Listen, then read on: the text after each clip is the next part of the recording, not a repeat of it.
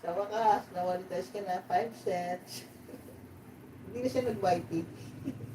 Ayaw na niya mag-YT. Hindi pa siya monetize sa YT pag nag-give up na siya.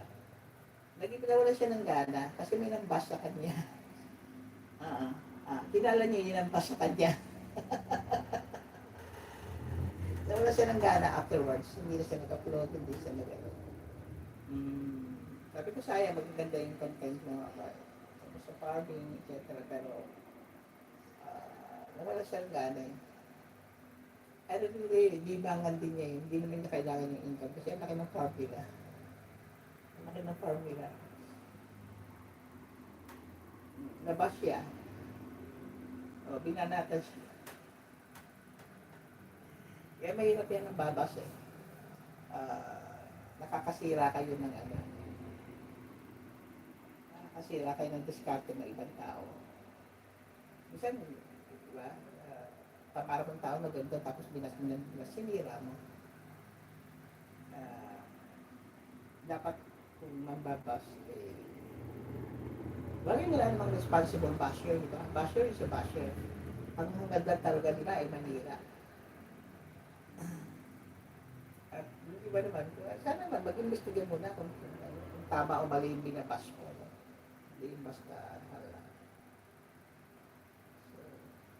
so until now, pag nag-usap kami ni Check, palagi niyang sinasabi yun. Sabi ko, wala na yun, nag-google ka na lang. Ibayaan mo na lang yun.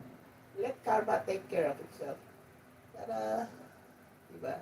Basta ikaw good vibes ka lang, wala ka naman ginawang masama. Nasa tama ka naman, napatunayan naman ng tama ka. So, kalimutan na lang.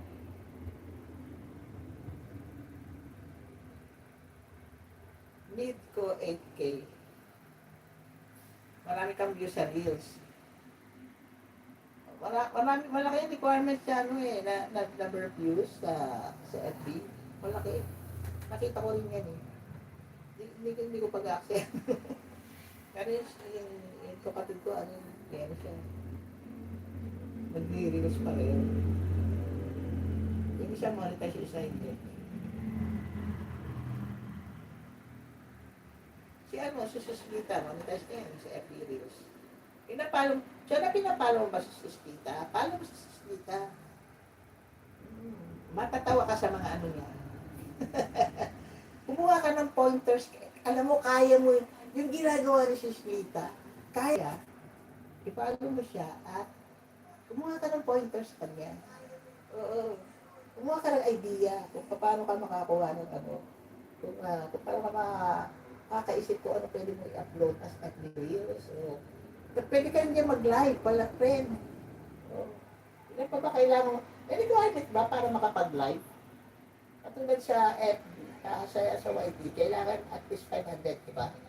Para makapag-live ka. Yan ba sa FB may requirements din, a number of followers? Pinapalo kita, di ba? Kasi ka nabala, ano kayo, ano ba yung post mo?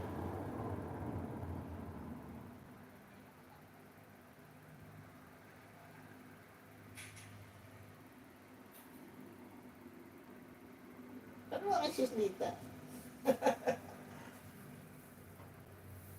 Kasi si Inday hindi siya nagpo-post. No? I think si Inday pala ano, friend meron kang TikTok? Si Inday TikTok. Pataka lang ako may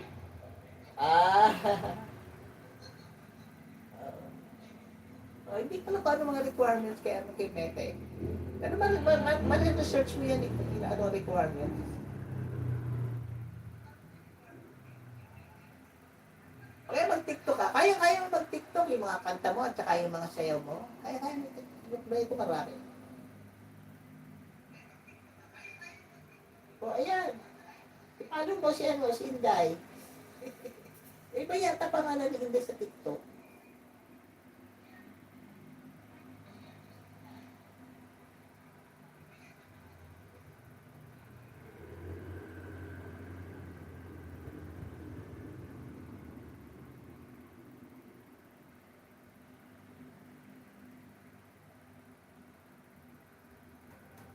Ano, ilang oras na ba ako? Ayan, 5 minutes na lang, mag-end na ako. 5 minutes na lang.